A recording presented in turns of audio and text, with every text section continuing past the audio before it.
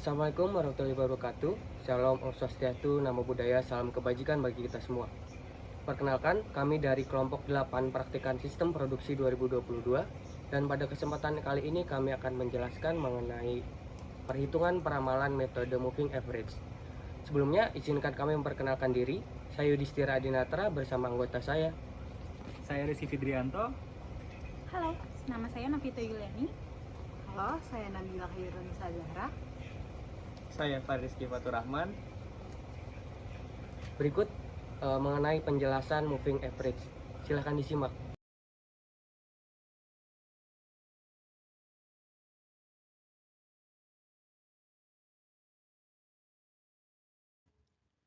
Heiser dan Render pada tahun 2015 mendefinisikan peramalan sebagai suatu seni dan ilmu pengetahuan dalam memprediksi peristiwa pada masa mendatang. Peramalan akan melibatkan pengambilan data historis ataupun penjualan tahun lalu dan memproyeksi data historis tersebut ke masa yang akan datang dengan model matematika.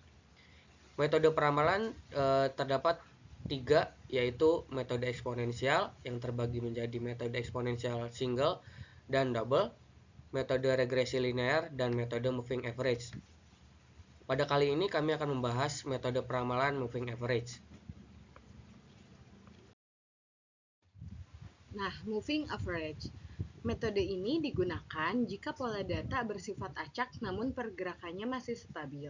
Peramalan dengan teknik moving average ini melakukan perhitungan terhadap nilai data yang paling baru, sedangkan data yang lamanya nanti akan dihapus. Nilai rata-rata dihitung berdasarkan jumlah data yang angka rata-ratanya bergeraknya ditentukan dari harga 1 sampai harga ke N data yang dimiliki. Peramalan dengan teknik moving average ini dapat dihitung menggunakan persamaan berikut. MA atau moving average data keberapa sama dengan sigma AI per N, di mana I adalah banyaknya data dari 1 sampai ke N adalah pembobot atau angka periode rata-rata bergerak, dan AI nilai aktual tahun keberapanya. Baik, untuk pembahasan selanjutnya yaitu mengenai karakteristik dari moving average. Nah, jadi metode moving average ini memiliki karakteristik khusus, yaitu poin A, untuk menentukan ramalan pada periode yang akan datang memerlukan data historis selama jangka waktu tertentu. Misalnya, dengan 3 bulan moving average, maka ramalan bulan kelima baru dibuat setelah bulan keempat selesai atau berakhir. Jika bulan moving average bulan ke-7 baru bisa dibuat setelah bulan ke-6 berakhir. Pada poin B, semakin panjang jangka waktu moving average, efek pelicinan semakin terlihat dalam ramalan atau menghasilkan moving average yang semakin halus. Selanjutnya yaitu mean square error, di mana MSE ini adalah rata-rata kesalahan kuadrat antara nilai aktual dan nilai peramalan. Metode MSE ini secara umum digunakan untuk mengecek estimasi berapa nilai kesalahan pada peramalan MSE, dihitung dengan menjumlahkan kuadrat semua kesalahan peramalan pada setiap periode dan membaginya dengan jumlah periode peramalan. Secara matematis, MSE ini dirumuskan sebagai berikut. MSE sama dengan sigma EI dibagi N, di mana MSE ini adalah rata-rata kesalahan kuadrat, N ini jumlah periodenya, dan sigma EI ini adalah jumlah kuadrat kesalahan peramalan. Nah, selanjutnya setelah mengetahui apa itu peramalan, lalu juga apa itu moving average, dan juga apa itu MSE, sekarang kita langsung masuk ke dalam perhitungannya.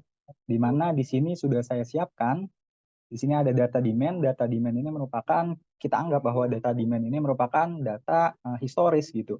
Di mana karena moving average ini adalah peramalan berdasarkan data historis, maka di sini kita siapkan data historisnya, di mana kita langsung masuk ke dalam perhitungan moving average-nya. Di mana kita akan menghitung yang MA2 dulu.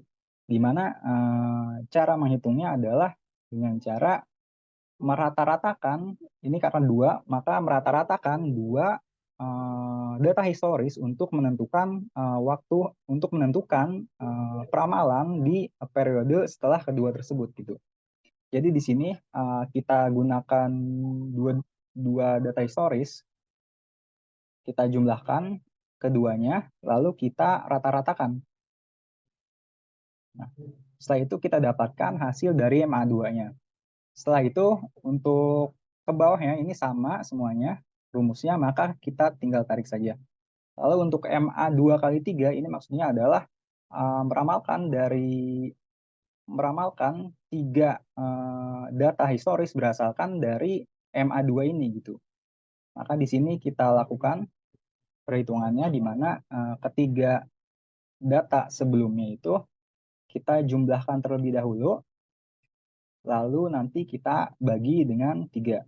Kita rata-ratakan. Di sini 3, kita bagi dengan 3 untuk merata-ratakan. Maka didapatkanlah MA 2 kali 3-nya. Lalu perhitungannya sama untuk bawahnya, kita tarik saja. Selanjutnya untuk menghitung square error ini kita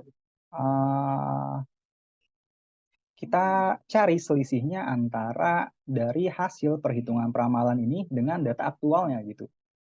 Dari data historis. Di mana di sini rumusnya adalah MA2 ini kita kurangi dengan data aslinya untuk mencari seberapa besar tingkat perbedaannya gitu kan. Lalu kita kuadratkan karena ini adalah SE, square error gitu. Maka didapatkanlah sebagai berikut. Nah, setelah itu perhitungannya sama semuanya, kita tinggal tarik saja. Selanjutnya kita akan menghitung yang SE dari MA 2 kali 3. Di mana MA 2 kali 3 ini kurang lebih sama perhitungannya seperti MA2, di mana kita ambil dari MA 2 kali 3-nya, lalu kita bandingkan dengan si data aktualnya seperti apa gitu. Di mana kita kuadratkan, maka didapatkan hasil dari SE MA 2 kali 3-nya. Nah, selanjutnya setelah kita menghitung moving average yang 2, moving average 2 kali 3, lalu juga dengan square error-nya, selanjutnya kita akan menentukan nilai dari MSE-nya atau mean square error, di mana ini merupakan rata-rata dari square error-nya. Gitu. Di mana yang pertama kita bisa menjumlahkan dulu dari square error-nya. Ataupun kita bisa langsung saja merata-ratakannya tanpa perlu membaginya nanti. Jadi kita bisa menggunakan rumus average dari square error-nya untuk menentukan. Ini kita tentukan yang square error MA2. Maka didapatkan sebagai berikut. Dan untuk yang MA3 kita juga bisa menggunakan rumus average. Nah, berikut merupakan hasil nilai MSE dari hasil perhitungan menggunakan moving average. Di mana di sini kita bisa lihat antara perbandingan dari demand aktualnya seperti apa dan juga dari hasil perhitungan MA2 dan juga MA3 itu. Mungkin cukup sekian untuk perhitungannya. Kurang lebihnya mohon maaf dan selamat belajar. Sekian yang dapat kami sampaikan mengenai perhitungan peramalan metode moving average. Kurang lebihnya mohon maaf. Semoga bermanfaat bagi teman-teman.